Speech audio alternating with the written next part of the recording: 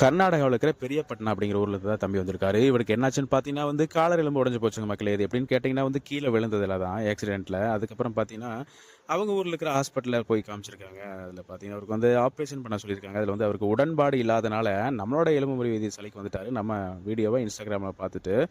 ஆமா மக்களே. வந்ததுக்கப்புறம் நாம செக் பண்ணி பார்த்தா எலும்பு சேராம தான் இருந்துச்சு. அதுக்கப்புறம் பார்த்தீங்கன்னா, நம்ம முதல் கட்டு போட்டோம். முதல் கட்டு போட்டு திரும்ப 2வது கட்டுல பார்த்தீங்கன்னா, ஓரளவுக்கு குணமாயிருந்தது. கொஞ்சம் வலி இருக்குன்னு சொல்லியிருந்தாரு. 3வது கட்டுல பார்த்தீங்கன்னா, நல்லாவே குணமாயிட்டாரு. எலும்புமே நல்லாவே ஒட்டிடுச்சு மக்களே. ஆமா மக்களே. அதுக்கப்புறம் பார்த்தீங்கன்னா, சந்தோஷமா நம்ம வைத்தியசாலையிலேருந்து நாம அவர அனுப்பிச்சு வச்சுட்டோம். அவரும் சந்தோஷமா நம்ம வைத்தியசாலையிலேருந்து கிளம்பிட்டாரு.